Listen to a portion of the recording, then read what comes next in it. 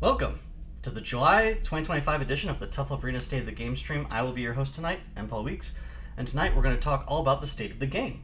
What's going on with Tough Love Arena, what happened recently, and what do you as fans and players of Tough Love Arena have to look forward to in the short-term future. We've got a couple of events to announce, reminders to give, and then at the end we will have a short update on my other game, Scramble City, and we will have the Q&A as per usual. I'm going to turn off the AC real quick, and I'll just keep this in the VOD, because it's right here. I'm a professional. Okie doke. Let's get started. So, past. What happened in the past month for Tough Love Arena? This is not Tough Love Arena. I just out of just like sheer habit, it's like, oh, there was an event, I'm going to put the event pictures in the past. And only now that I'm saying it out loud do I realize the difference. This is a consequence, as you may know from watching recent State of the Games, of the sort of blurring the lines between my previous game and my new one. So because this is here, I'll talk about it now. I was personally busy a lot last month with attending CEO. We had a Scramble City booth, as you can see here. And this is our top 4 finish photo. Guess who didn't win based on their facial expression. It was a really cool event. Huge fan. It's easily in my top 3 now. For future events, my top 3, like it sounds so obvious when you say it out loud, but it's Evo, Combo Breaker, and CEO now. I really, really like CEO. A lot of what I liked about Combo Breaker was at CEO. So I'm sold. I'll be back. And I wanted to shout out in particular, we had a bracket at the tournament, and a lot of people signed up and showed up and played their matches. We had 25 signups and only 1 DQ, and he came like 15 minutes after we started. Was still DQ'd, but it went super well. It was a little brutal because we did single limb, because Combo Breaker we tried to do double limb and it just took so long. But it was awesome, and I'm excited to do another bracket like this at Evo. Although we'll have less setups, so it'll be even more single limb. I don't know, we'll figure that out. We might have to cap entrance. The main thing I've done for Tough Love Arena in the past is, as promised, added the modding docs, as well as one small modding improvement. If you didn't see these, it's because the push went live right when the stream started, or shortly after. I don't think it's gone live on Steam yet. I will have to double check that. It's been a minute since I have done a Steam deploy, and usually, like, if I don't do it more than once a month, something about the authentication breaks. We'll see. But literally was just getting this in right at the last minute. A lot of this stuff was already in the docs. I just didn't call it out in patch notes, or it wasn't fully explained. But it's all there now. It's been usable for a couple months. You can see some use cases in the April Fools, which we have archived on the 2025 site. Sorry for the long delay. It's been an interesting couple months that we'll discuss in the Scramble City update. But in the meantime, still want to do this kind of maintenance work and small little improvements for Tough Love. The combo config. Kerbo, are you talking about like tutorials? Or like combo trials? Yes, I noticed they weren't in there when I was making this change today. I can add them. I can't remember a good reason why they're not there, now that they are part of the character files. So I'll throw those in too. Thanks for the call out. Remind me at the end.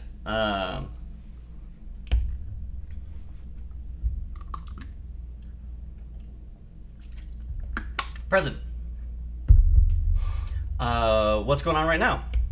So from our last State of the Game, from a combination of surveys and discussion during Q&A, these are still changes that I am open to making.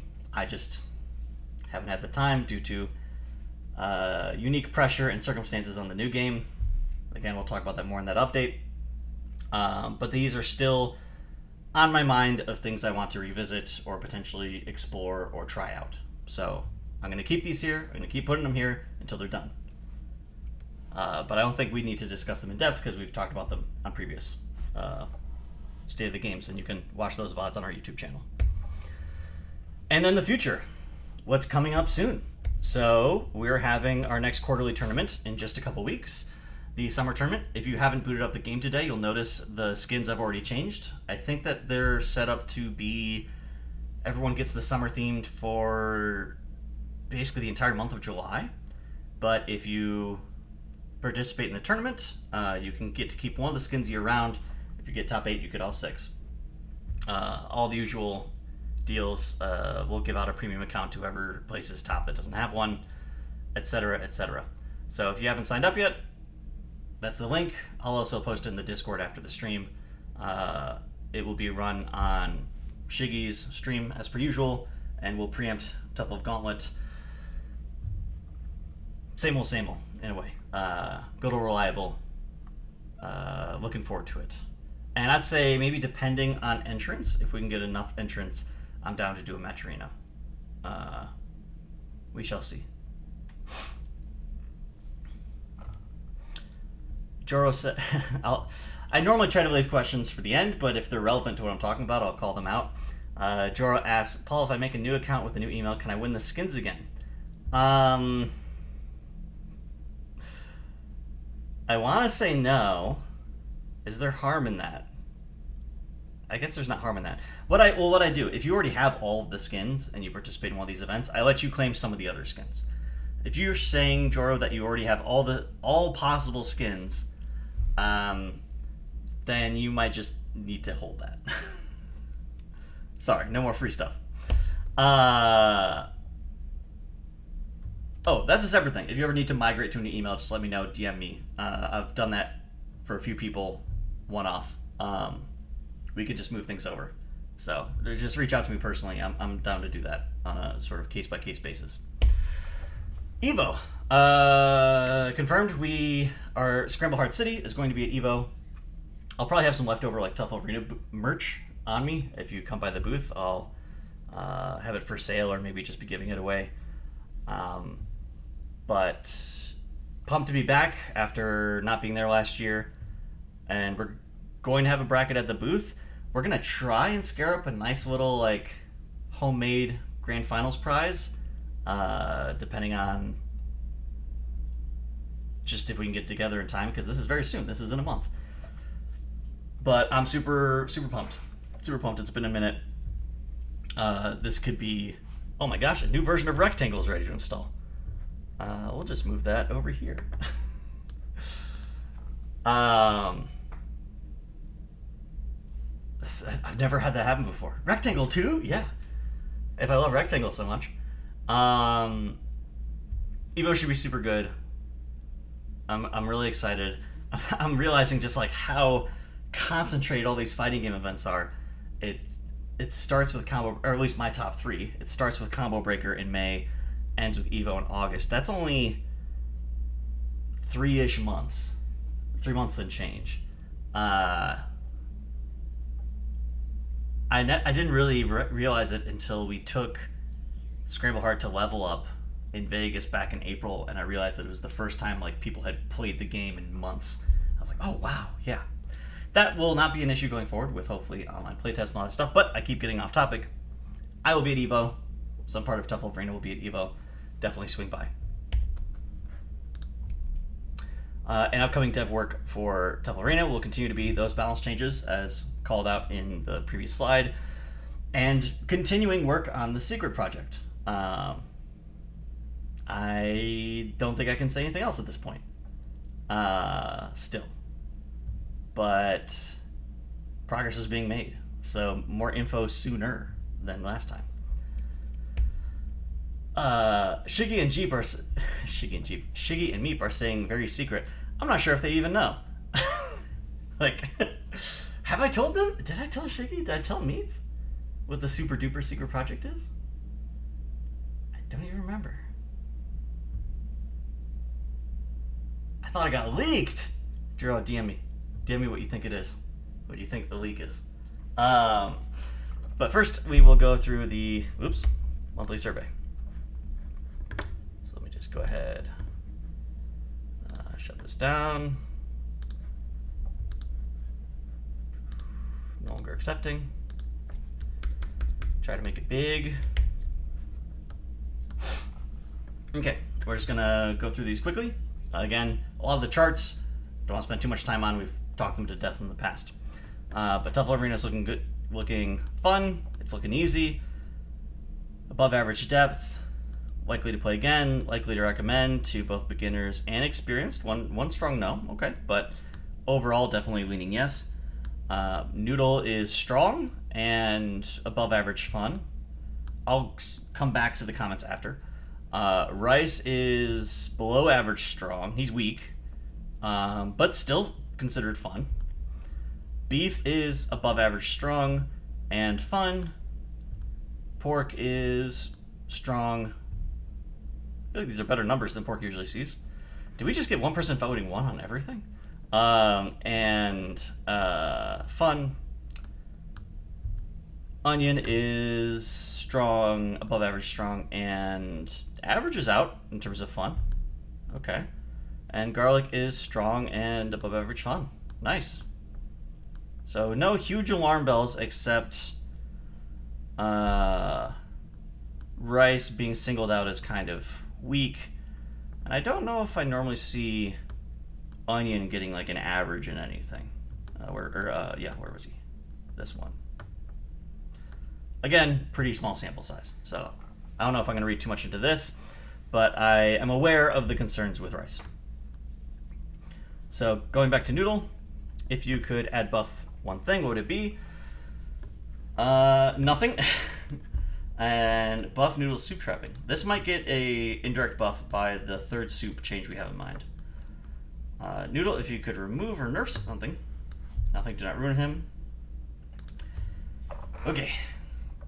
Oh, we got some big ones. All right.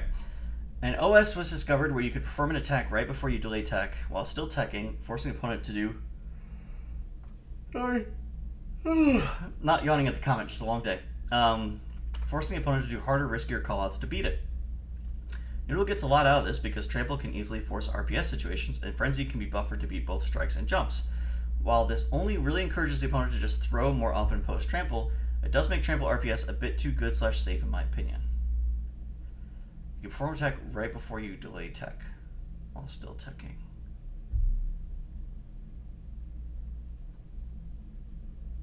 Okay, yeah. So this is an OS that benefits Noodle, I presume, as I'm reading it. Again, I still wish you could Frenzy. Or like the rock, paper, scissors was kind of weird. Back when attacking just always beat throws because attacks were throw and vuln. It was like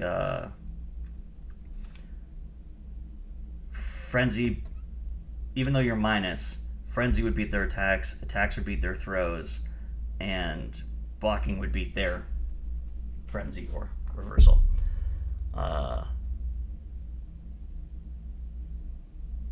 Anyways, fair call out. I'll think about it. Nerf Soodle's soup offense. Okay. I guess that one cancels out this one.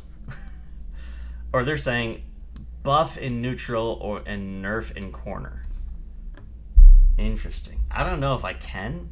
It is definitely a move that just by design gets better in corner. Being trap-like, it's hard to not make the corner a much stronger position when they lose one of their angles of movement.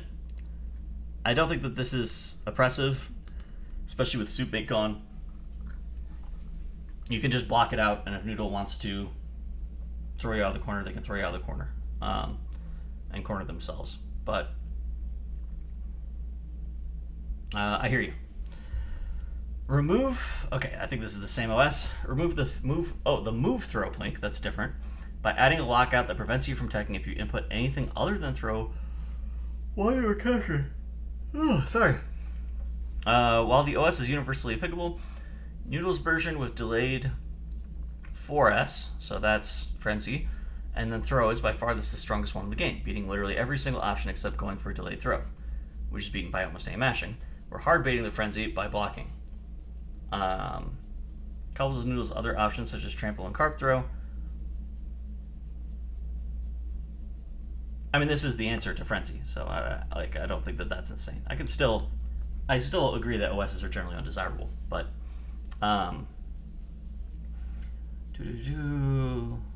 yeah, more of the same. If the OS did not exist, right now Noodle feels very obnoxious and unpleasant to fight for this reason. Okay.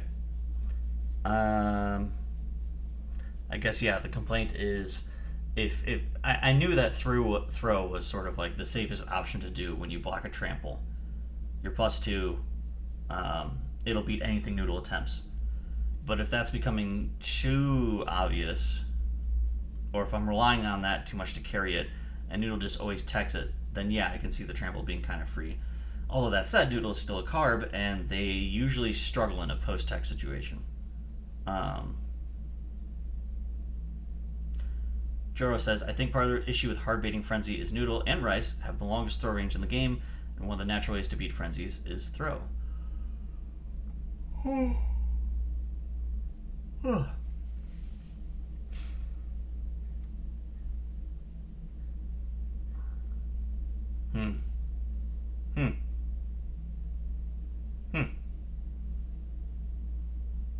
Amazing content, I know. I'm thinking.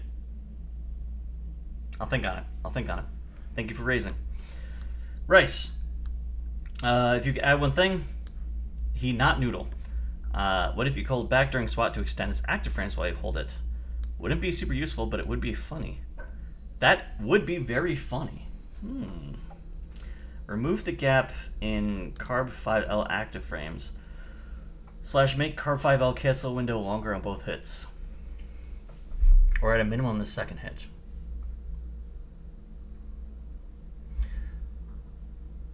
I'm not sure if these are asking for the same thing and they just view this as two ways to get to what they want. I wish they told me what they wanted rather than giving me the implementation.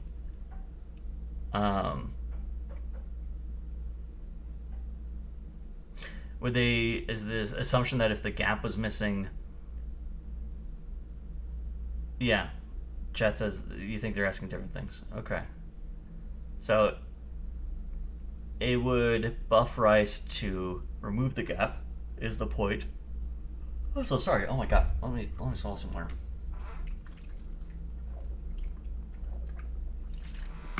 I'm yawning up a storm. As you can see, it's very dark out. It is the usual time that I stream these, but it is still dark in this room. Maybe that's making me sleepy. It might just have a small cancel window because maybe it doesn't have a ton of recovery. Interesting. Increase the cancel window. Oh, so there we go. To make swipe frame trap more accessible. Let me just check. What is it? What is it? Where is my code? Here we go. Sorry, stream chat. This might be a little disorienting as I move some stuff around. Let's put this over here.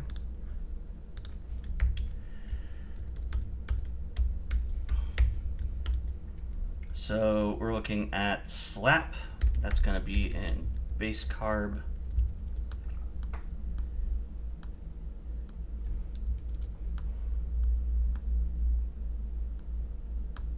There we go, slap.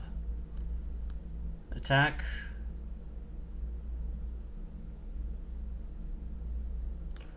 Oh yeah, only cancel the window of 6 frames. I'd be down to extend that. I'd definitely be down to extend that. Let me add it to the to-do.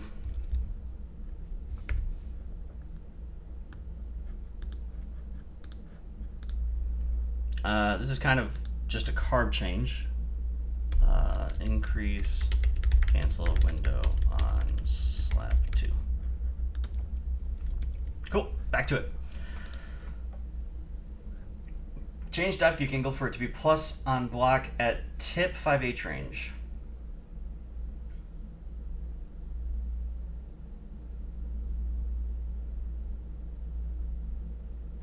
Does it reach at that range?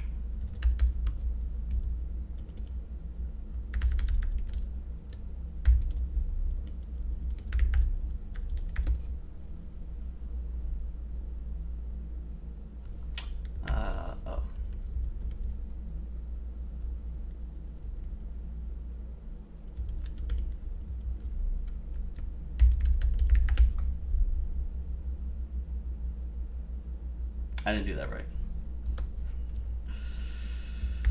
I thought it was player one character. Jump to debug. Oh, no equals.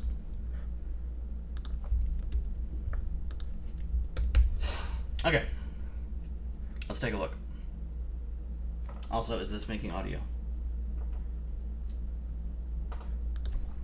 Maybe game audio? Okay, game audio is fine. So, if I reset positions and I do a jump, and well, actually, sorry, I don't want point blank. I want max range whip. So that's basically it.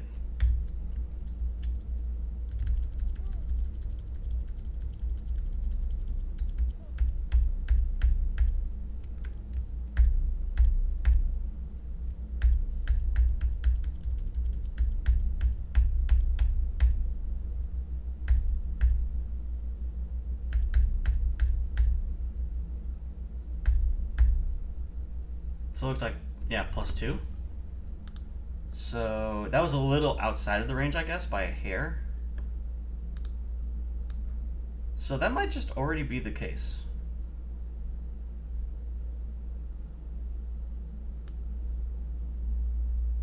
I could maybe afford to buff it a little bit.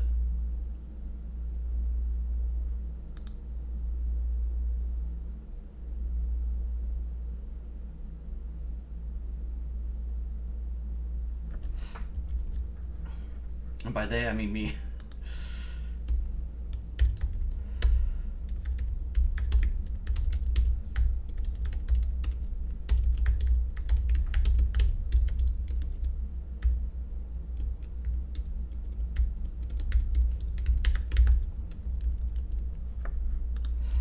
I'll think about it. My post-tech options. Oh. If you can remove something, he not noodle. I don't understand. Moving on, beef. Okay. I think I'm seeing a trend. Oh, 2 requests for removing lemon scaling. Interesting. The beef players are organizing. Make lemon go away on fighter hit. Already considering it. Apply the post RC meter penalty in mid combos. Already considering it. Give lemon an extended hurt box on startup. I assume they mean like the lemon toss, so beef would have the extended hurt box. I don't know if that would make sense for the animation. Replace beef with full bad guy. Or make beefcake punishable in block. I don't know if I want to do this. You can get around it. You can do some cute things to beefcake. But I don't think I want to make it punishable in block, because there could be a lot of situations. Not a lot of situations, but like if it gets that blown up on safe jump. I don't know. It's already a parity, so it's already a pretty bad reversal. I don't think it needs to be nerfed that way. Mandigmos. I mean, a lot of fireballs have extended hurt box. No, totally, and I totally get it. But unfortunately, just the way we've animated it, because it's not like it's coming from behind. You don't want to also have like a phantom hitbox situation where you punch him before his body. You're punching an invisible part of him that's just surprisingly hittable. I try not to have the boxes drift that far away from the art.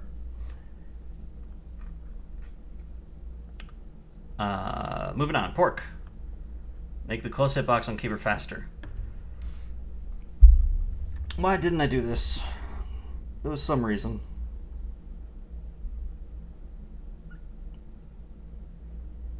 Might be, I know it's changed a lot. Caber's changed a lot over the years.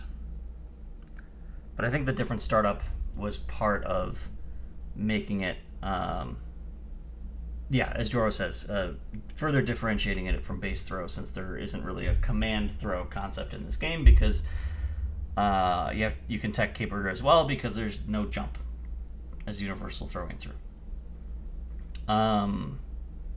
Sort of designed myself into a corner there. Increase range on the close gamer hitbox. Same issue. Same issue. I'm trying to define a situation where you as a pork player still want to just go for normal throw, to not make normal throw pointless.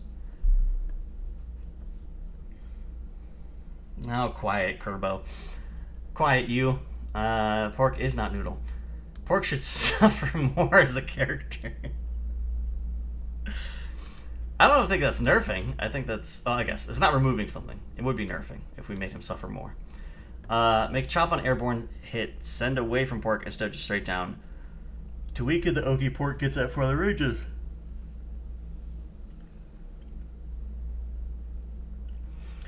If chop knocked far away, then I think people just wouldn't use it anymore.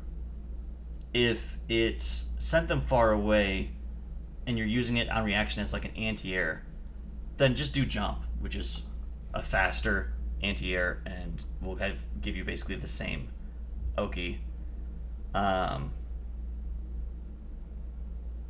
Kerbo says that suggestion was me. I want chop DEAS so badly. I want chop dead so badly. No. It already has pretty heavy starter scaling. And I think this is fine. If he's doing the fake out a bunch, it needs to be fast enough to like not be completely worthless as a close-up cancel fake. But it can't be faster, or else then he could do stancil combos. So I'm trying to ride that line. He's vulnerable the entire time. He doesn't have armor. He doesn't have any hitbox if you're more than a hair away. So it may be kind of hard to react to, but I think it's fine. Increase hop kick advantage on hit, but make it unable to meaty.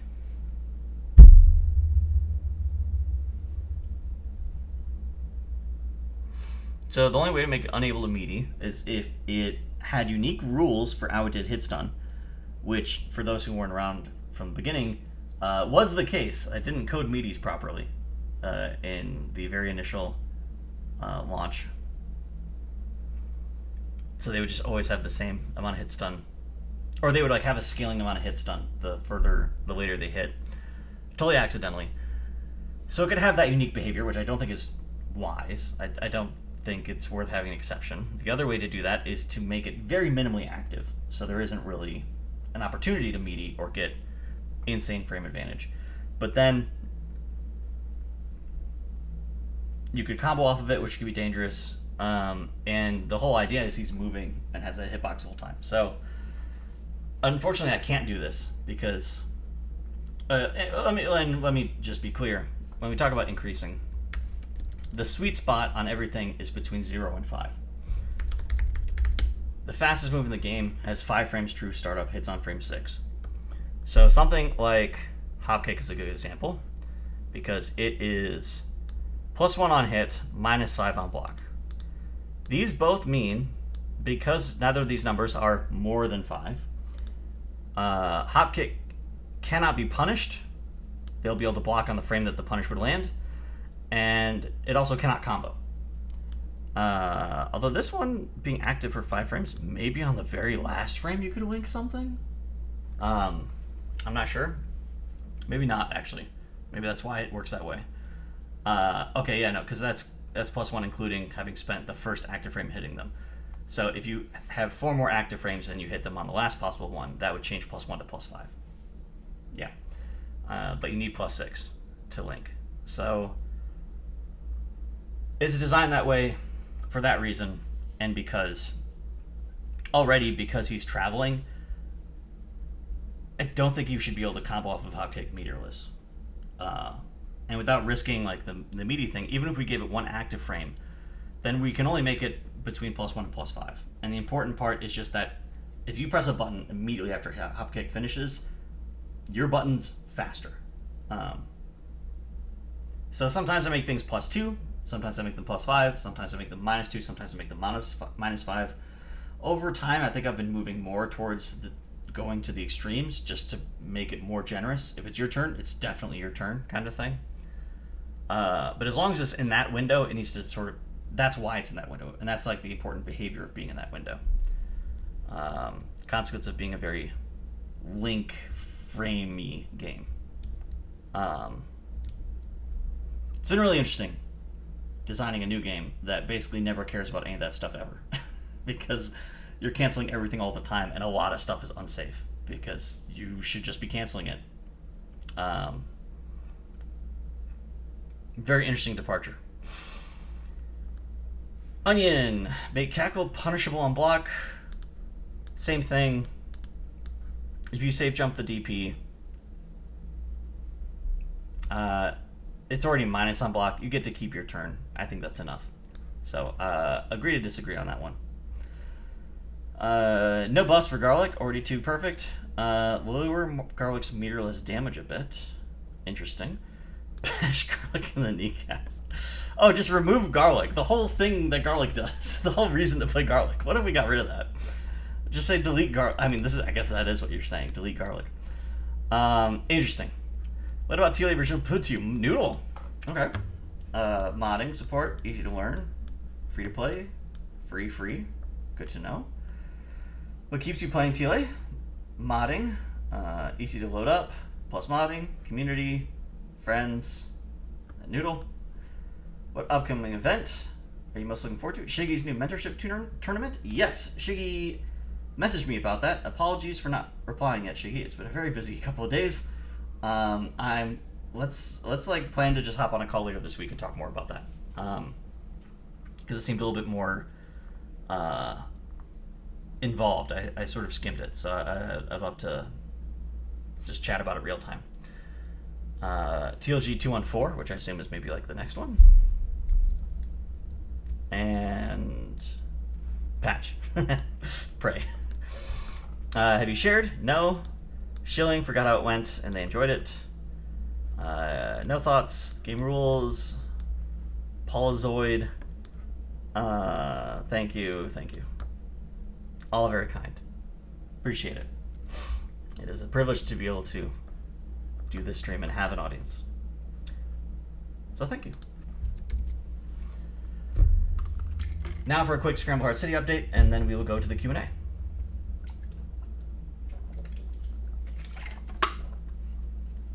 So, what's new with Scramble Heart City that I can talk about? We attended CEO. I'm gonna say these a little out of order. We spent a lot of time designing the moveset and mechanics for Goth. Here are some images that I will not explain. Maybe I'll explain in the Q&A. But I want to throw up at least a smattering. You'll notice all these like little stray drawings. I just very last minute cropped these out of one of Savvy does these big canvases of like design work. You'll see them on stream sometimes. So we started working on her and then immediately put her on pause because we hired another animator to help Savvy clean up characters. So now we've switched back over to that and we're focusing on cleaning up Gain. My goal is to have him fully animated and beautiful in time for Evo. If not all the way, we'll be very close. And then like prepping for Evo in general. And the main thing, yes, the new animator's name is Onyx. He has previously collaborated with Savvy on their Rivals of Aether character. And the main thing has been kind of dealing with fallout from what I'll call engine drama. If you want to learn more, you can go to the Scramble Heart City Discord or socials where I posted a screenshot of the Discord announcement that was probably, in retrospect, way too long. I don't mind the amount that I shared, but I regret how wordy it was. I tried to read the image on my phone after the fact. I'm like, this is way too small. This is way too many words. To make a long story short, the engine that we were using to develop the game, minimally, and really sort of our development partners, suddenly went out of business. It was a big surprise to basically everyone. We'll be okay in the long run, and we've already got a bunch of plans. Either we're already working on some gaps, or we're in the process of getting ready to work on those gaps. I think that's as much as I can say right now.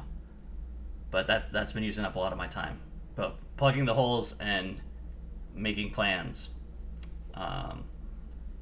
So that's been me. That's what's had me busy and pretty distracted, and it will continue for a while.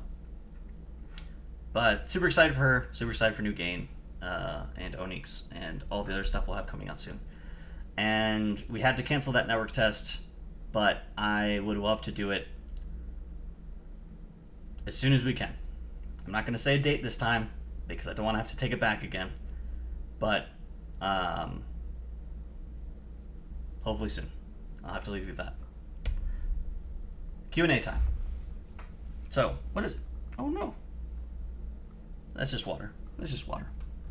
I'm not that much of a slob. Okay. So, if you have a question that you posted earlier and I didn't answer it, please feel free to repost. I will take the next however long. Man, I don't... Oh, that's on camera? This is already in the VOD. Oh, well. What if I just do this? There we go. Take the next... I'll just be down here. Feel free to post any questions. I'd be happy to answer them if I can. Probably won't do this for too long because it's been kind of a short month, at least TLA and sort of feature-wise. But happy to chat for a minute, and then we will call it a night.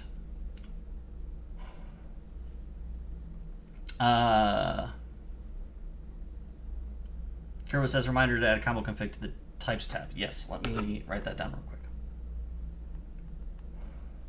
Riveting YouTube content. Combo trial config in mod docs. Okay. Paul doesn't want to discuss Pride Month. What?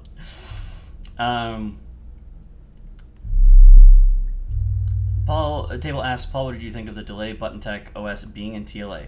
We talked about it a bunch during the Noodle and Rice survey portions. I mean, an OS is never desirable, but it is just almost always a consequence of systems interacting. As a result, it's usually pretty hard to fix without breaking other things. So there's things I might want to change about specific situations like the Frenzy RPS, but beyond that, one valid approach is a throw tech lockout. I think a throw tech lockout could potentially work. So that one, I'm down to entertain that. I can't think of anything else that I could do system-wise that would address these, but I feel like that would help a decent amount, right? Yeah. Where after being thrown, if you press anything, you can't tech.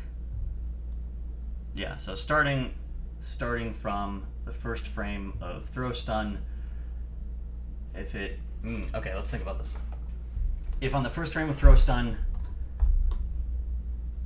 the 10 frames or whatever you have for the tech window, if they all essentially, the way I'd implement this is they would have a cancel that if you press throw would go into the tech animation, and if you press anything else would put you in the lockout animation, transfer you to the lockout state. And then the lockout state would just have no future cancels and would just sit there until the throw animation plays out.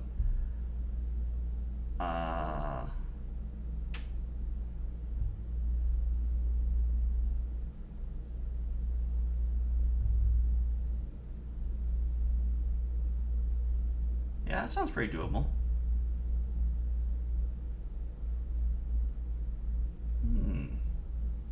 Sorry, gears are turning. Yeah, that's what I'm also thinking about, table. Like, how would I serve this? Because I think I'd want to. So, yeah, we could put like a lockout text. Is there some other way I could, some existing effect or animation I could leverage to make it clear what's happened? If you really want to make it punishing, you could say that like once you're in lockout, the throw does more damage. And then I just have to think of like, are there any legitimate cases where this could happen outside of trying to do like delay tech shenanigans? Because we have the 5 frame buffer. So is there a situation where like they throw you. You press light attack. They throw you out of the startup of light attack. Let me back up. You press throw. 2 frames later, I press light. Maybe because you were +2 off hop kick or something. If I press light at any point on or after your throw, then I'm locked out, because the first frame of throw stun, it will see the echo frames of my light, because the way the buffer works is when you press light, it then copies that and fires it for the next 5 frames. So it would not even check like after you start throw stun. It would technically check once you start throw stun and 4 frames before. So that's the only part I'm thinking about, like, is that something we'd want to massage? Or is that okay, if that's how it works?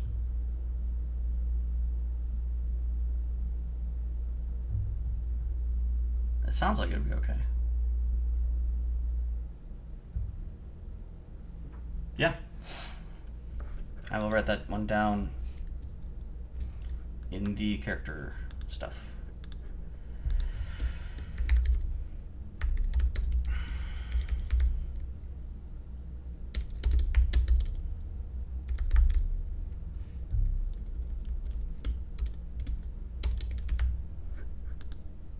Okay.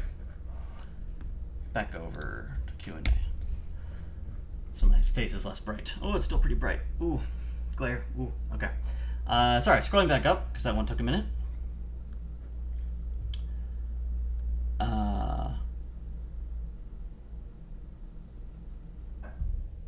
Kerbo says, make sure to add both systems. I might only add the second system.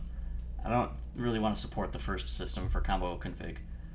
I just don't want to be asked to try and like update all the mods. Sunkyo asks, do you plan on posting more videos on the SHC channel? 2 videos isn't enough. The sets are very fun to watch. I believe you're talking about the official YouTube channel. I definitely am trying to... Let's see if I can just type this in. Blind. It should just be this, right? Or is there like, do you have to do like at now? Yeah, okay. If you go to our home, I do try to feature other videos that other people have uploaded. I'm not showing my screen. Okay. If you go to Scramble Heart City YouTube, I've got on the main page things that we haven't uploaded but are related, which is the majority of the videos, some combo videos and other stuff. But yeah, in terms of our own uploads and trying to capture more stuff, like we just don't have these tournaments because someone else did all the setup for us. They get to collect the meager ad revenue. I'm down to try and record some stuff. It's just like, what do I put up? If and when we get to doing net tests, online tests, I think it would be super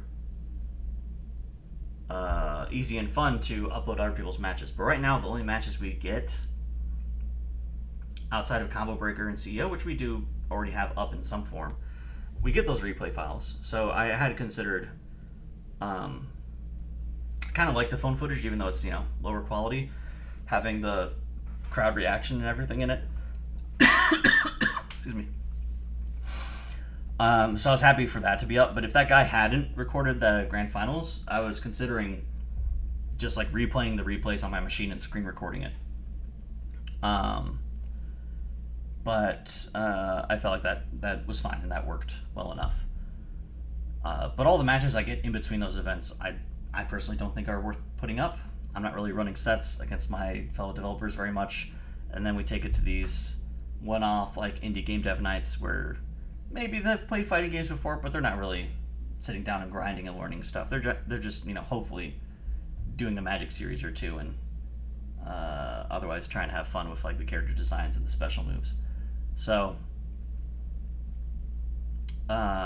we will be at Red Perry on Thursday, and that will have some experienced players. We had the tournament there back in October, so I could try to get a couple replay files from that and screen record. That might be worth doing. I guess the question is, yeah, if there's just an appetite for it. So if there is, let me know.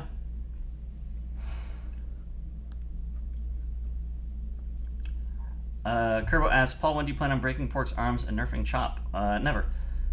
I will never nerf my Pork boy. Never again. Some responses to the lockout conversation. Senkyo asks, Paul, once you finish story mode in TLA, can we have access to the text box stuff? I'm not going to respond to that question. I'm not sure why I read it out loud. Moving on. For reasons. Lifeless Gray says, does anything for the purpose of the lockout include forward and back? That's a good question, Lifeless Gray. I think it would just be buttons, not directions. Because, yeah, I could want to be like walking back and then press throw and then maybe, fat finger it or get the timing slightly off. It would just be for other buttons.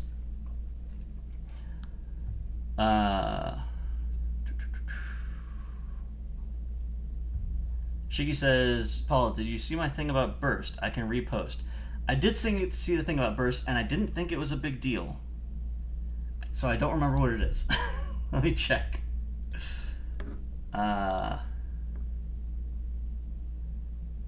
Looking in the UI. Yes, that is true. The thing is... So, sorry, context for other people. Shiggy noticed, Burst has a very slow animation because it has very slow startup. And you would see them sort of like starting to rise and go up and then go, bah! But you spend the meter right away. So, Shiggy was talking about the fact that like you can react. I think it's both the meter disappears and the red chunk that appears when a combo is happening in your health bar also like suddenly changes. Yes, can I show this off? Good question, table. Can I show it off? Not will I show it off, but can I? I'm not sure. Let's see, go to train.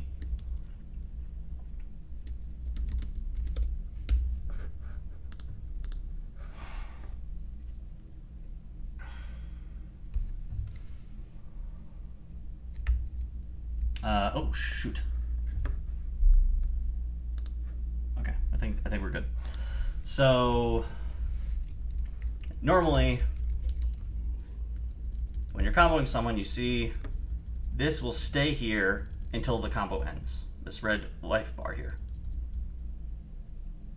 And then it disappears. This might be a little different in training mode.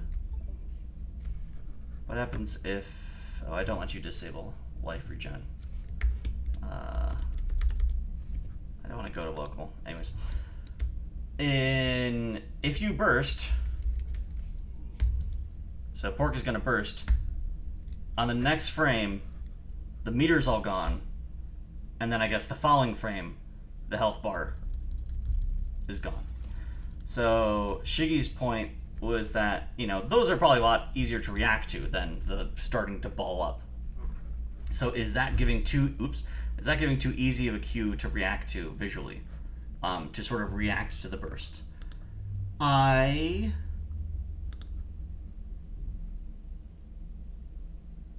am inclined to say no. / like, if you can react to it, I think you've earned it, is I guess what I mean by that.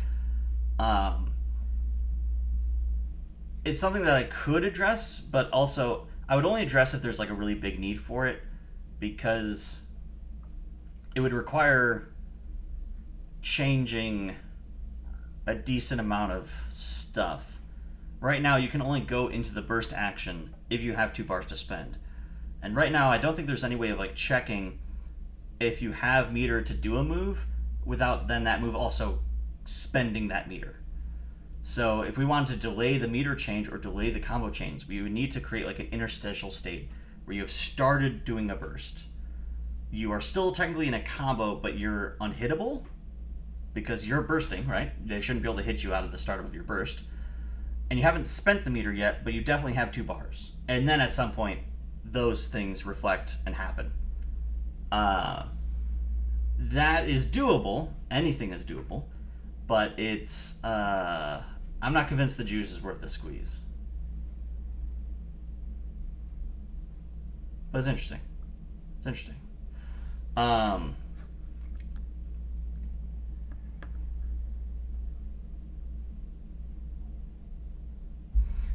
Shiki says, also there's a hole in the combo fonts number 2. It bothers me every time. Yeah, something about this font and like the CSS I use to draw the outline around it, like it's all weird. Or there's a hole or something. I don't know exactly what you're talking about, but I've definitely seen it before. I've seen like weird little artifacts in the fonts we use. Blame Tahoma or whatever.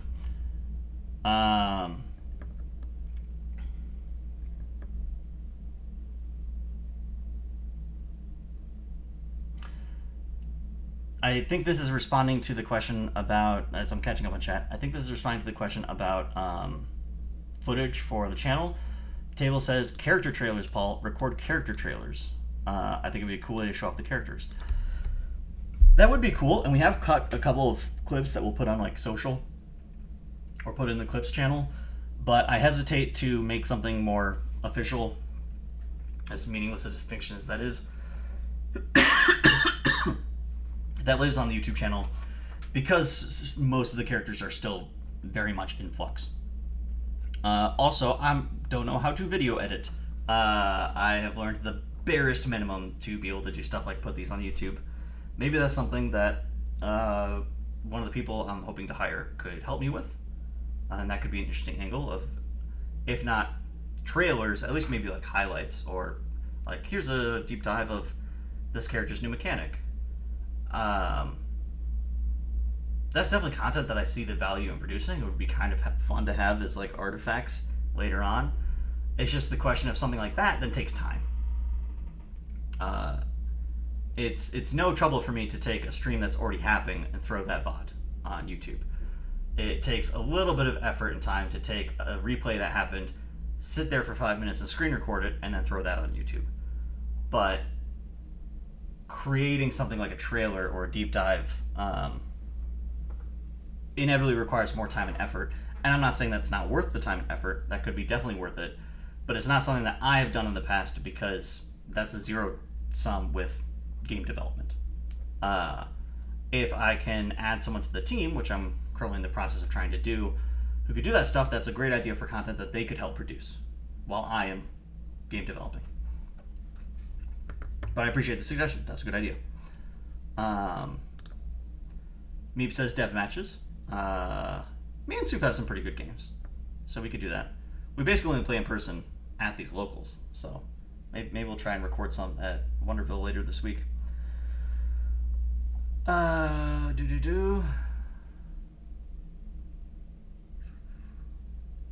Table says DNF Duel also did character trailers of questionable quality, but was a neat way to show off the characters.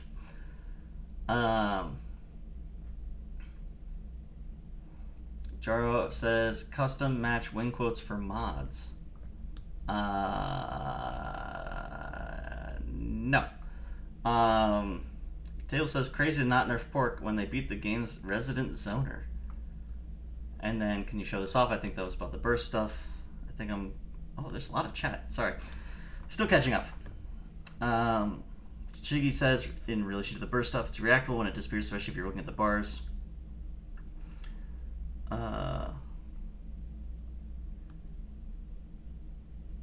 Modders salivating right now as soon as this feature is brought up. About the 2 having a hole. Okay. Yeah, let me see if I can pull that up real quick.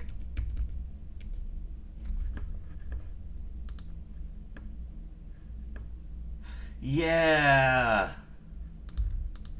Why? I'm convinced that this is, how do I open.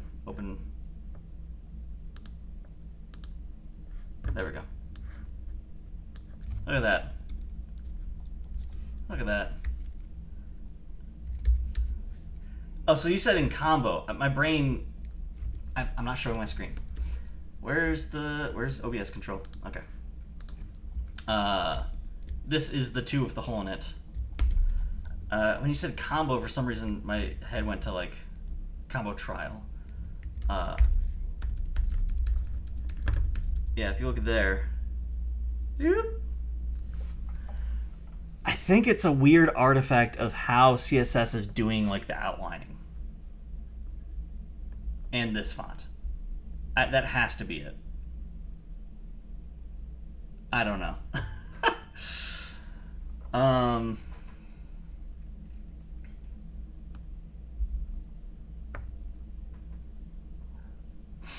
Yeah, table. I agree.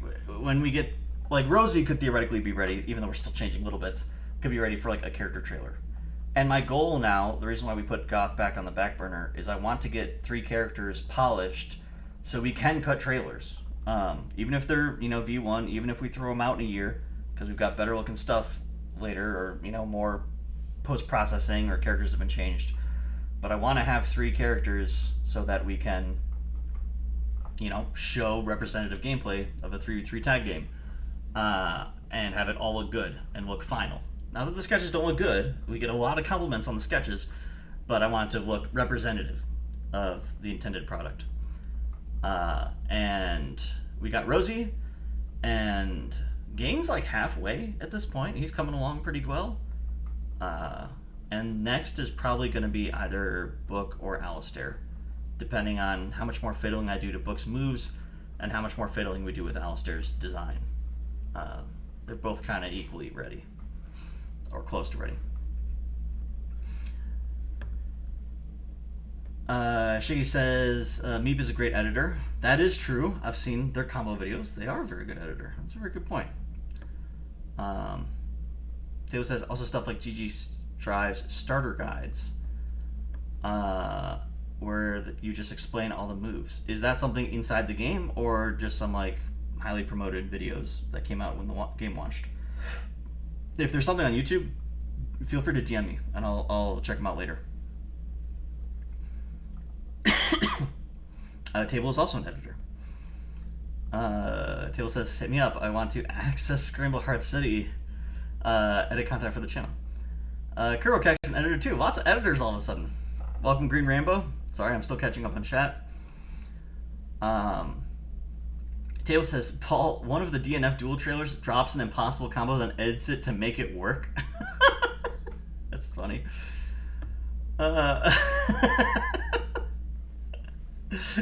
Wait, what? Makes me so mad. Oh, on the 2. Joro says, unrelated, but I saw Black beat CMV for Xrd one time, and it was unironically awesome.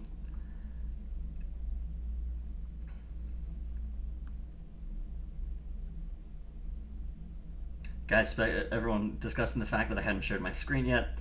Very good, very good. Joro says, shoutouts to old TLA art.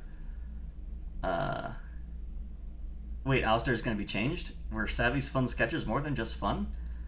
We very intentionally did not elaborate on that. And then we got some very interesting feedback from y'all, which I have to thank you for, because it helped me make some arguments. But Savvy. Spear is changing. Spear is changing their character design. Their moves and their gameplay and their general silhouette I'm actually super happy with. And I'm ready to pretty much lock that in. Some things will slightly change, like Super reusing the animation from Launcher. Super will have something different, but still broadly the same function. And we're probably going to change the animation on 5B because we just kept iterating on it, and it got weirder and weirder, and it doesn't really match what we need it to be right now. So we're keeping the hitbox, but doing an animation that makes more sense, a pose that makes more sense for the tortured hitbox we wound up with. But we're changing Alistair's design, because after talking to a lot of people at Comic Breaker and at CEO, we got a lot of praise for Book's design, and we're just talking like aesthetics, just like first blush, or maybe like 30 seconds of gameplay. Is this character cool? Do I like this character? Book is still #1 celebrity status. Everyone loves Book. Harmony was very popular. Gain was very popular. Rosie doesn't get a lot of shoutouts on aesthetics, but I'm maybe more okay with that. She does play it kind of safe. She's kind of generic looking, which isn't great, but it isn't bad. I don't want to...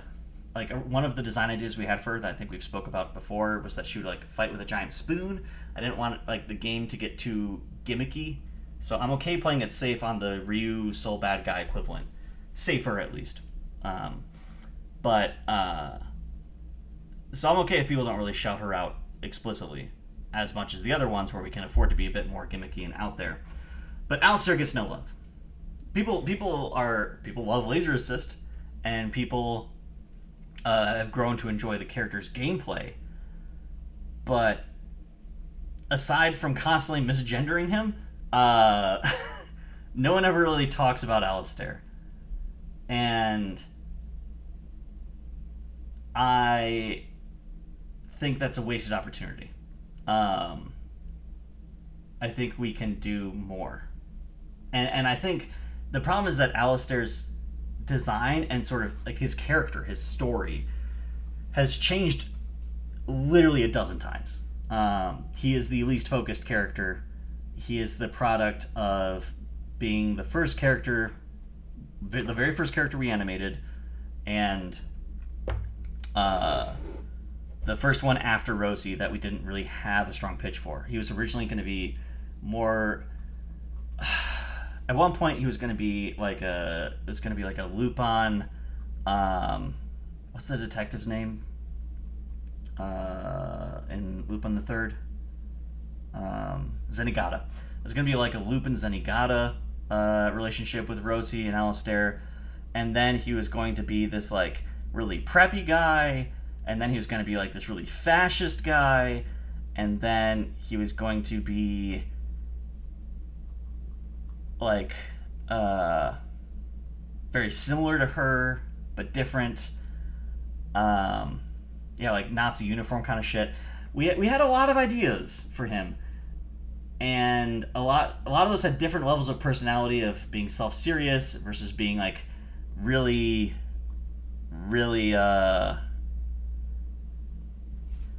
what's a good word for this? Dramatic. He's still got echoes of when he was maybe a little fancier in stuff like his pogo, having him kind of like do like a stripper pole dance. And all this was happening as he was being animated. So like some of the moves were made with like, oh yeah, this is like the super serious like soldier, let's go do some ethnic cleansing guy. And then there was some of them were like, oh, this is totally the, sassy gay best friend character with the hair flip. And he unfocused is a good word for it. And the character design that Savvy ended up doing and going with for the majority of the design is fashionable, but kind of just the best way we put it is that we're like, he just looks like a guy. And we want to be careful about being too costumey. That was a great piece of advice I got from Amy. I don't know if people remember the very first like drawing of character concept art. Pork had a cowboy hat, big, tall, 10-gallon cowboy hat, and we determined that was to costume it. You see that, and he's a cowboy. He's a southern Texas guy. As opposed to the bunny ears, they're a choice. They inform on his personality, perhaps, but it's not like it doesn't immediately like call to mind a stereotype, if that makes sense. And that's something we've tried to be cognizant of. Boog is a little close to that in a way that I don't love. He's a little close to stereotyping in some ways, but he's too popular for me to change him too much at this point. And I'm hoping that as we like color him in and add in some of the details, we can get a little bit more specific about him. And chill is part of it, like embracing more of like the chill part than being necessarily like this like stoic Asian monk guy, which I think is the stereotype we want to avoid. So Alistair's just a guy. He's just some fucking guy. And we've been exploring ideas to give Alistair a personality, most importantly, a motivation. What is Alistair about? What does he care about? And I have some ideas, and some of those outfits better communicate those ideas. And I think we can keep the majority of the work of like all the keyframes and the silhouettes, because I still really like his playstyle, and we're going to keep his playstyle. But as we fill it in, we have to make sure we know, like, what is he wearing. And yeah, it's been a lot of interesting and valuable conversation about that between me and Savvy for the past, I mean, really like a year and a half, but especially last month. Okay, back to catching up on chat.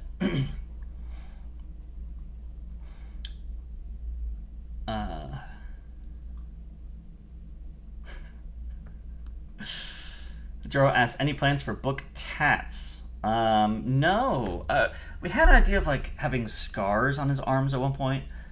For a while, Savvy was looking at book's design and felt like something was missing. Let me pull this up. For reference, do I have this?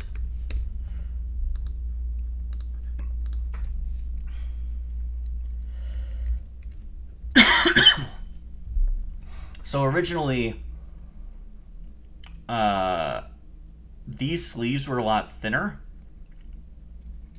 and he just had like a lot of arm. And Savvy had concerns about him being maybe a little too monochromatic, about like just not having enough. And I don't want to put words in Savvy's mouth, so this is secondhand, filtered through my memory. But we thought like maybe there wasn't enough detail or enough things of interest in basically his chest region, and we were trying to think like, okay, should we like put an armband here? Should we put like a scar on his shoulder? Should we give him like the Steven Universe belly button gem? We tried out a couple. Should we extend his beard down? We tried out a couple of different ideas, and the sort of like very subtle one Savvy ended up going with was just like extending the sleeves and giving him this little bit of shape, such that you can see in a lot of the drawings, like this one, that's still the original design. These were sort of the original skinny sleeves that we had, where we felt like maybe there was like too much skin exposed. Again, not for like a modesty reason, but for a sort of visual information contrast reason. So no tats planned, for better or worse. I don't think anyone has tats right now. Rosie's got like a design on the back of her jacket. Robot also has a design on the back of his jacket. I don't know if you can see it in any of these, but we're actually going to remove that. I don't think she has really any stuff, and he's changing a lot. So, TBD.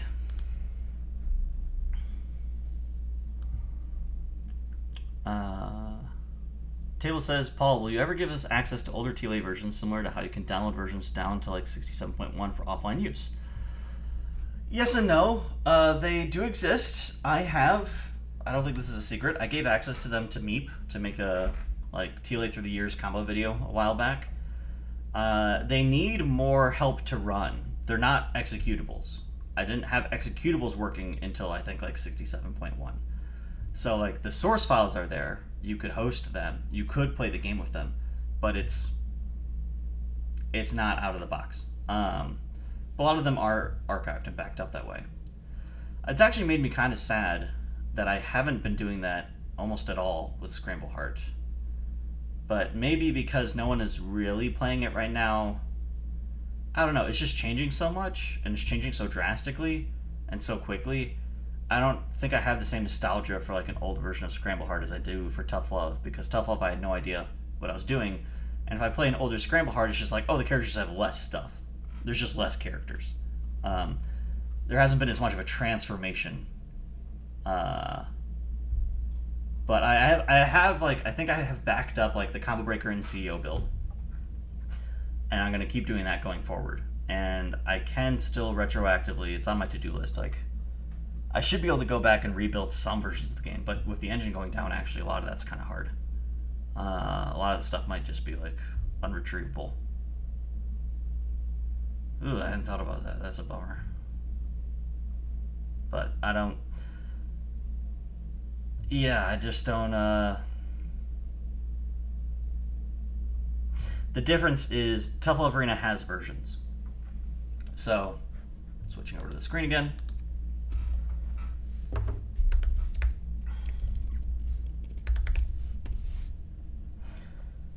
In the source code, this is very bright.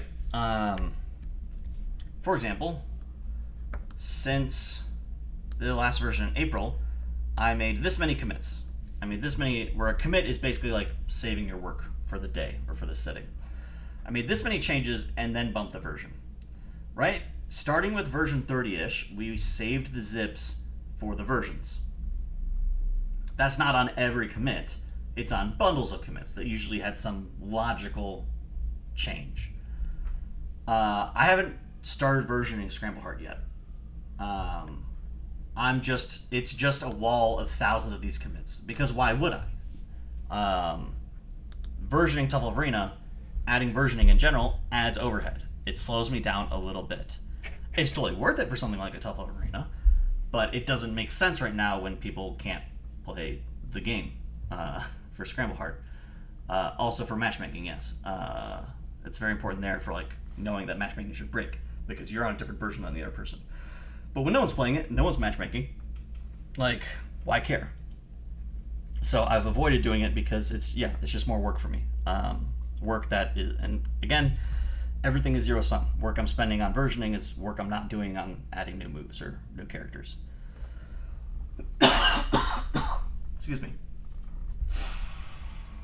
All that to say, definitely like going forward, I would be happy to like cut a version when we do like online playtests. I'll say this was the November 2025 version, and I'll have those backed up somewhere. Because I do really like having those for Tough Love Arena. I really like having the photo album, as it were. But again, just so much change in that game from the early days. There was so much prototyping and so much little, because I had no idea what I was doing. There was a lot of like redoing stuff, if I can put it that way, like doing stuff and then throwing it away. And there's been way less thrown away with this game. Not nothing, but way less. So it's hard to go back to an old version and find like, here's a fun, quirky little thing we used to have, like Blue Life, that is no longer here. But in this first wave of alpha development, it's felt much more incremental, such that like there's nothing really to preserve in past versions. That said, 100%, once we're like live and we're doing versioning like we do of Tough Love Arena, they'll all be backed up forever. I am a huge digital hoarder. I love backing stuff up. I will going forward. And I will now, knowing from Tough Love Arena, make sure that all those backups are self-contained and easy to play. Or at least easy to put into something to play, as opposed to the really like haphazard archiving I did for Tough Love Arena for the first long while. As I was figuring all that out.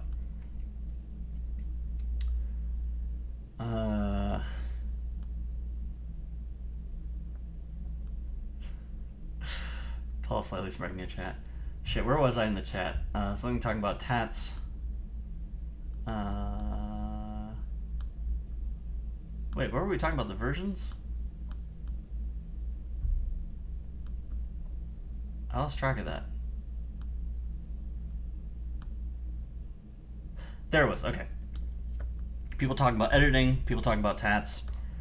The only thing I like about Alistair's laser assist, says Joro. Joro says I want to kick him in the balls. And then people reacting to all of the things I was saying about Alistair and Lupin. Taylor says, in terms of gameplay, Alistair will always be a very fascist guy. I hate laser assist. I want to kick him in the balls. Punch his face. Kerbo asks, what is Scramble Heart City even about? That's a very good question.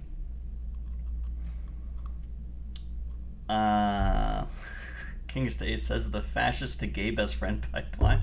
Like enemies to lovers.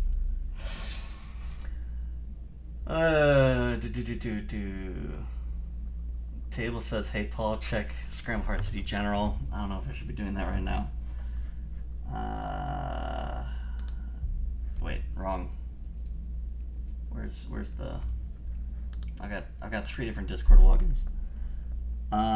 General. Inspired by Paul's stream. Oh, okay. I saw a preview of a future chat coming up. Oh yeah, Gain has a meter gain assist where he drinks out of a 9-volt battery. It's really strong.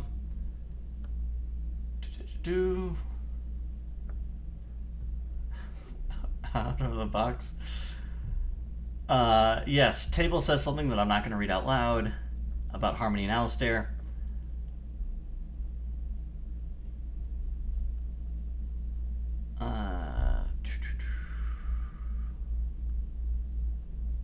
And I finally caught up. Table says, Joro, it's official. Paul said November 2025 playtest. If we don't have a playtest by November 2025, something has gone very wrong. Which, granted, things have gone wrong before. I can say I really want to have it before then. We should almost certainly have it before then. I will be very upset if we can't do it before then. If it's a full year since the last one. I'll say this. I'll tell you this. I'm not sure if I said it before. The engine goes down Friday, May 30th. We are scheduled to do a network test 1 week later, starting June 6th. At the time, there's still 2 outstanding issues that I needed the engine team to fix for me. And I have to now put out a bunch of fires because the engine disappearing broke a lot of things. So I spend the first half of the following week and the weekend fixing things that broke. And then I try to think about, and then I'm fixing things that I just needed to fix anyways, what I normally would have been working on the 5 days before the playtest. And then I tried really hard for like a day and a half to figure out like what corners can we cut. Like one of the issues is not being able to render really big images, which really only affects stages when played on max resolution. So I was like, okay, what if we just force everyone to play on low quality? And the game will look kind of blurry and pixely, but hey, it'll load faster, and we'll have less memory issues. And that way they'll just never see that issue. And another corner I was considering cutting is we were having issues with the color mapper. And when you wanted to draw, which at the time only affected Rosie. I was like, what if we just remove Rosie from the game? Would people be chill if we do a playtest with just no Rosie? Because she's not drawing correctly. She's not drawing correctly right now. So we could just delete her, or hide her, from the character select, and we'll say, like, this playtest, we're focusing on the new characters. We're trying to, get these 4 characters really worked out. So I'm only giving you them. These were some of the... These are some of the compromises I was considering. Yeah, Table says, I would be very happy. Exactly. We could pick... Yeah, I can't remember if it was Xavier Soup said, like, yeah, some people might actually really be into that. It would stop Triple Rosie. Jero says, I see the vision. So that just gave me the idea. If we wait until November, last playtest we only had 3 characters. By November we'll easily have 6 characters. So we could just remove the old 3 characters and just be like, this playtest is just Gain, Harmony, and Goth. And then yeah, Triple Harmony becomes the meta team.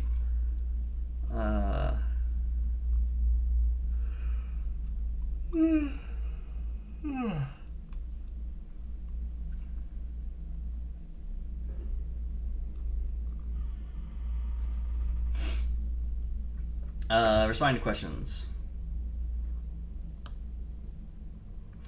Table asks, do you have some secret changelog from before the one on Tough Love Arena changelog? Sorry. I should wrap up this stream. It's fun. I'm chilling, I'm chatting. But I just noticed the time. No. If you go and you look, I'm not really gonna put all this on YouTube. I feel like I say this every other state of the game. Not all of them, but every other. Yes, so the changelog originally was here. And it was here for a while as like the canonical place. A lot of the old patch notes link to this. Which is technically, this is the game, but if it sees this little thing in the URL, the word changelog, it will render this instead of the game. Because the changelog is contained in the game files.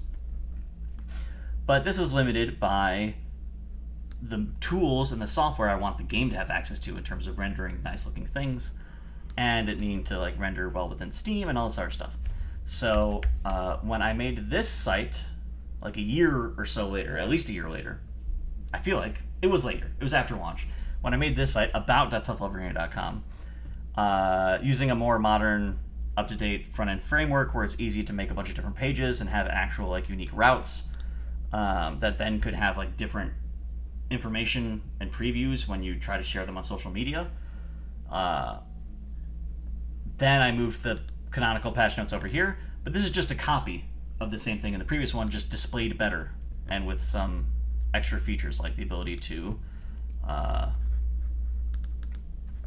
like jump to a version. Like if I link version 50 and I give you this URL and you enter it, it'll jump you straight to version 50. So that's what this is that lives here. It's the same file. It's the same huge file that's been going. And you'll notice that we launched on the first, so I think the first public version was, it was probably this one, because adding copyright seems like something that someone would have told me to do. Like, hey, you should add this.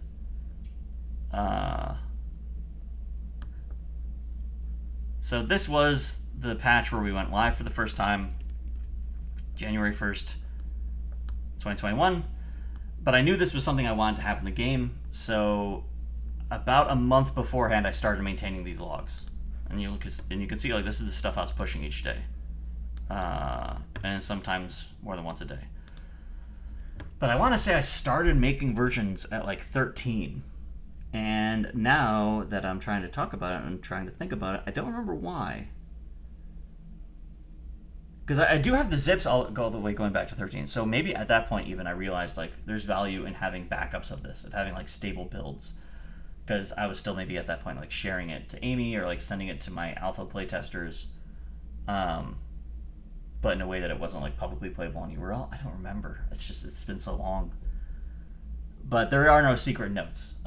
Because it takes time to add these. Even if these match pretty close to what my commit messages that I'm already writing, they're gussied up enough that it takes time to write them out. And that didn't seem like a good use of my time before the game was public. It's the same thing now. I have to write a monthly report for my investor.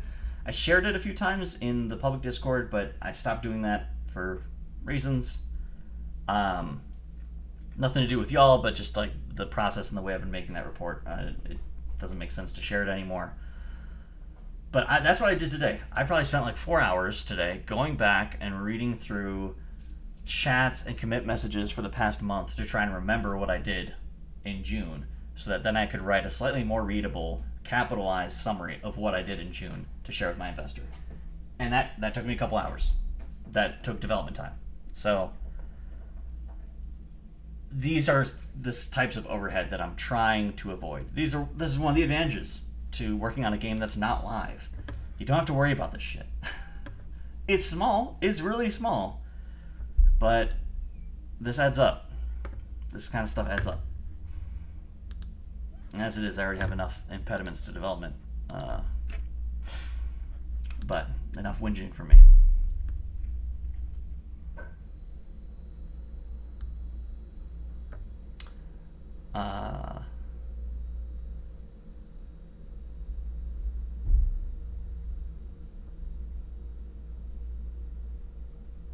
Oh yeah, the video on the about page hasn't been updated in a long time. It's a video of Beef versus Noodle. It has like older UI elements. It has a grounder. It has the vacuum grounder, I think, on Noodle. So yeah, a while ago.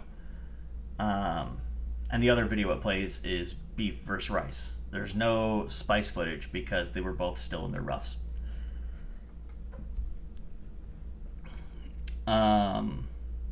Table says, drafted the EULA 3 days before launch is inspiring. Now I know I never have to stop procrastinating. Literally, I reached out to Ultra David like a month before launch saying, hey, because me and Amy decided, I think a year in, we started October of 2019, and then a year later we were like, why are we still working on this thing that no one is playing?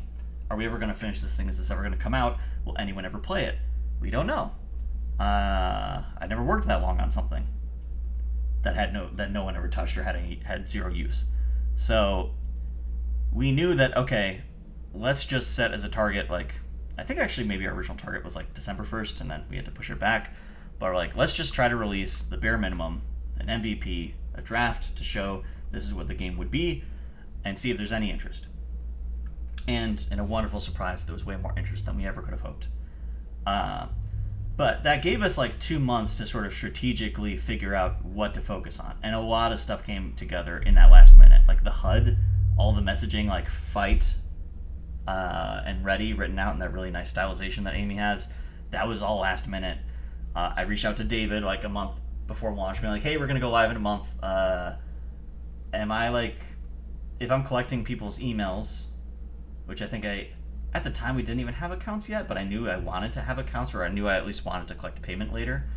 I was like, hey, if I'm going to collect people's emails, am I like violating some weird laws that I don't know about, especially with like, because I know when the GDPR, I think that's the acronym, legislation came out in the EU like 10 years ago, it was these elevated privacy laws. You may have seen all the banners start popping up at the bottom being like, hey, are you okay with us collecting cookies? All that stuff happened, and they had like extra rules around like minors and stuff. Not that I expected our player base to be mostly school children, but I didn't see that one coming. But still, I was just like, I'd never put out a website that I ever actually wanted people to see. Am I liable for anything? And he helped me draft that and tried to future-proof it a bit for what I thought I would do, some of which I did, some of which I didn't. And then I think I contracted him like a couple months later to add language around the modding stuff. Because I remember the interaction on Discord when I had posted like updated EULA, and someone in the Discord started saying like, oh my god, Paul changed the EULA and he didn't say what the change was, and got kind of like conspiratorial about it. So yeah, that was pretty last minute.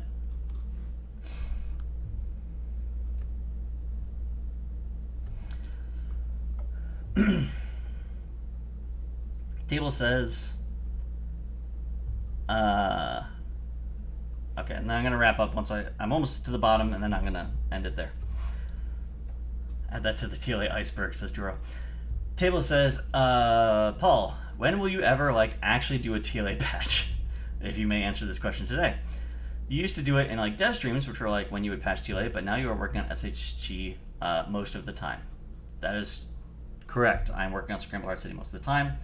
I, for the longest time, maintained these weekly Tough Love Arena streams that I knew were important because there were a lot of months where I didn't do any work outside of those weekly streams because of, this is before Scramble Hard even, just because life got in the way, or I was stressed, or I just wasn't really feeling it, but I didn't want to lose touch with the game or with the community, and that was a nice like weekly forcing function to force me to sit down and do the work. And then I eventually canceled them, I think at some point after Scramble Hard development started, or like right before. I feel like they overlapped a little bit. I think it was around like the New Year maybe. So I knew when I did that I risked like not working on the game much at all anymore. And I have, put my nose to the grindstone for specific features like April Fool's support. But yeah, it's honestly, Table, it's just not, it's, I forget about it, to be honest. And like this month has felt particularly difficult between engine fallout and other stuff. It's felt uniquely stressful. But I want to be conscious of not just saying like, oh, this month was bad and I'll have more time for Tough Love next month. But who knows? Maybe next month will be worse. Or this is the new normal, or some other excuse will come up. So, I don't know. Once we have story mode done, I definitely want the expectation to be that development's basically done. But we're not there yet. And there's still stuff I do want to do. So, I'm not sure. Dev streams are a good way to try and force me to do it. I can't say I can stick to a schedule. I'm seeing a little bit of this in the chat ahead of time. Table speculating. I wonder why you decided not to work on TLA specifically during June. I'm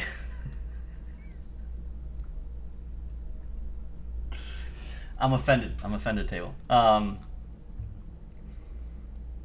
So to be honest, again, today was a forcing function. I didn't want to go to another state of the game and say mod docs are coming soon. I felt shamed enough by that I sat down this afternoon and I pumped him out at the last minute. So, shame is a good motivating factor for me. I really need the external social pressure a lot of times. It was difficult all throughout Temple of Arena's development. It's easier with Scramble Heart because I have a lot of social pressure in terms of all of the people that work with me and work for me. And these big, unavoidable external deadlines. And I do really enjoy the work. Yeah, stakeholders. What a concept.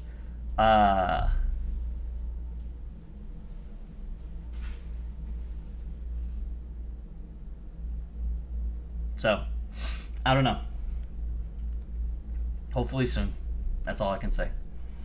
Now let me scroll back up and try and wrap this up. Meep says, people just want to see the changelog with removed Ryu, Ken, and Birdie. For people who don't know, the very first prototype of Tough Love Arena, we're talking like the first month, absolute first month of the game, I used rips of Street Fighter Alpha sprites, and I had Ryu and Ken as like a proto onion garlic, and then Birdie as kind of a proto beef.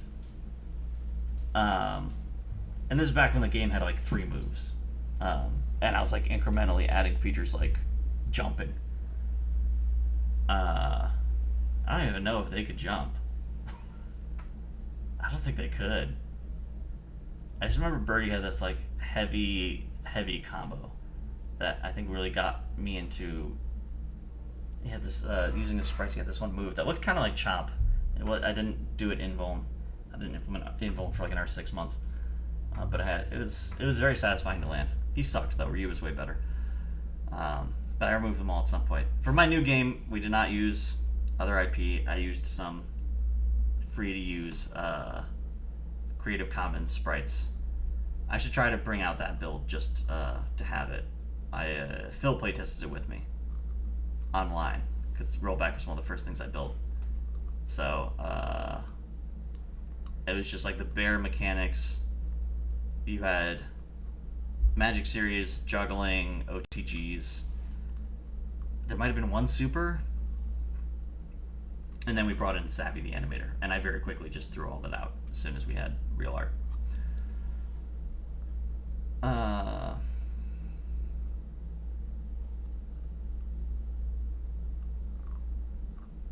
Sorry, now I'm reading more of Table's messages where they offer to retract, semi-retract.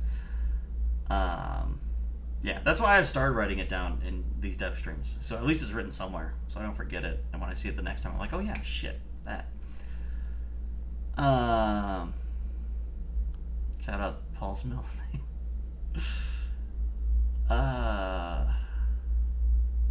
Sorry, what is this about the zombie apocalypse?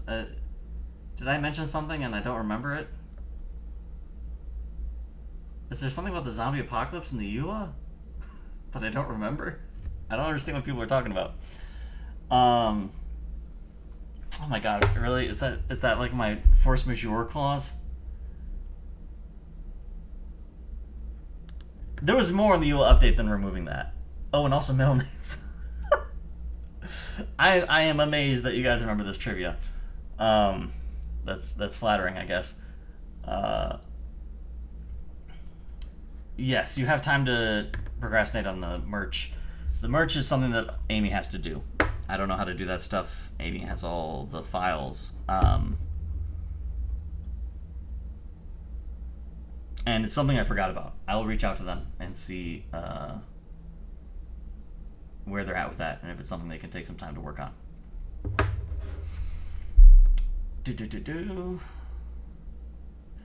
Table says, did you see my message on Black Heart's ELO versions being the ones with Pride Flag ranked alts? I did not see that message. I knew that we had Bice and we had Trans Garlic. What's the pork one? Like, I just can't remember the color that pork's alt is. Lesbian pork. Okay, lesbian pork. If that's true, that's on Amy. That's on Amy. Take that up with Amy.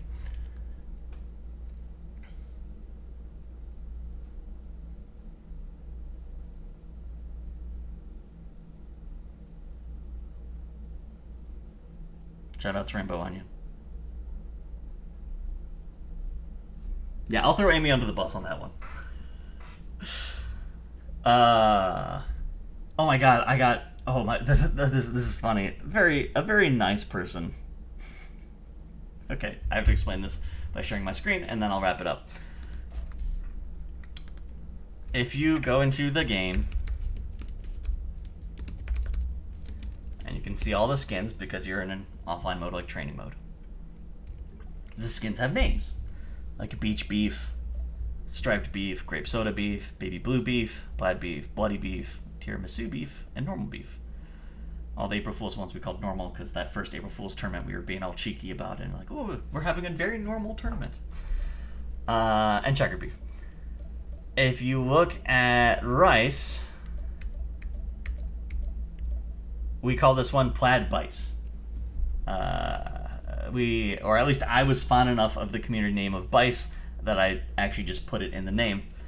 And then someone who was playtesting it, or not playtesting, but someone who was playing it at Combo Breaker, a very well-intentioned person, like raised their hand to get my attention. They said like, they were like so eager. I'm not trying to like neg this person. No one knows who they are.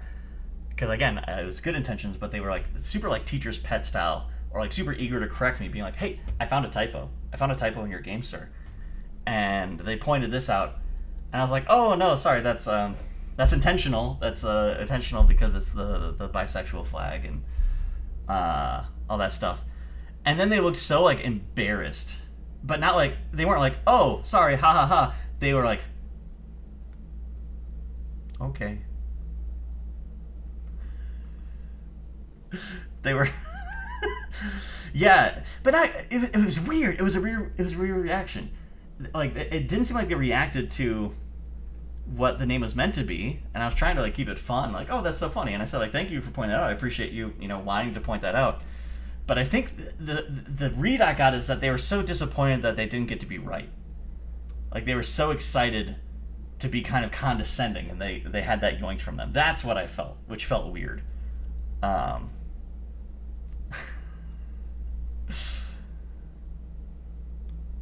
So yeah, do I have anything else fun like that?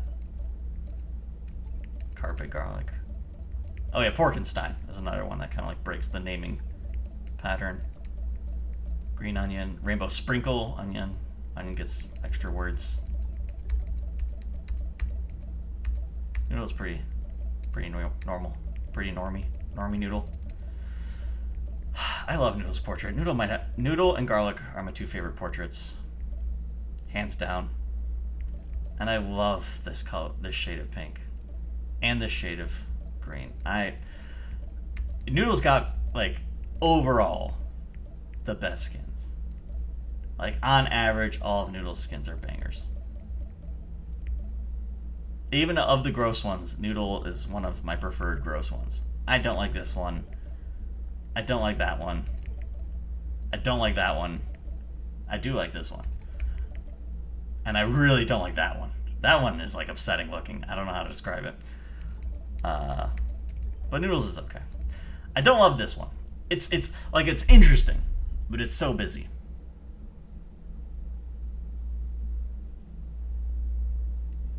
I guess that's the point, it's glitter noodle.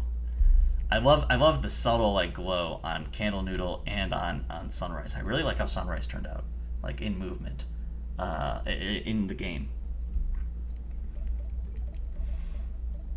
I think the only skins I don't like are the April Fool's ones.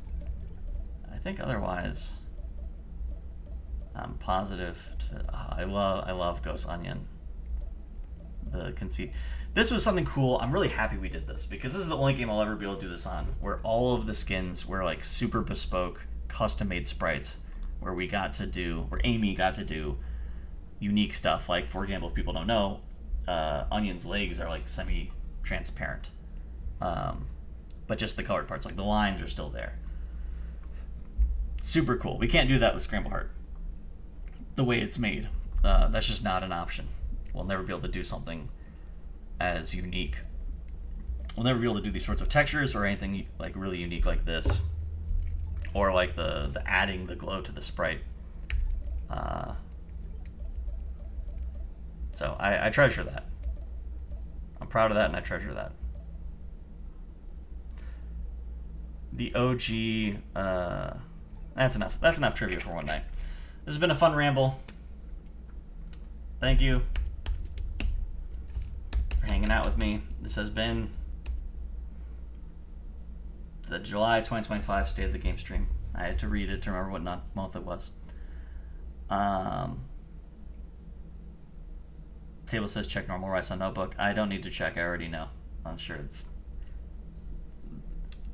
really hard to see. This is fun. Thanks for the spirited conversation. Thanks for all the interest in the new game. Thank you for the good feedback and good suggestions on the old game. I hope the new mod docs are useful to people. I'm really excited to say more about the secret project, which is Tough Love Arena related. It's not like a third game, but I can't say anything for reasons that will be clear once I say something. So, very looking forward to sharing more news about that. But until then,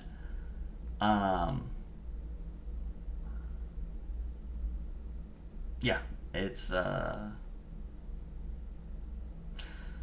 hope this comes across as, me being just sort of at a loss of words and not like tired or bored or anything. I always end these streams kind of emotional. It's a privilege to be able to do this. I always appreciate it.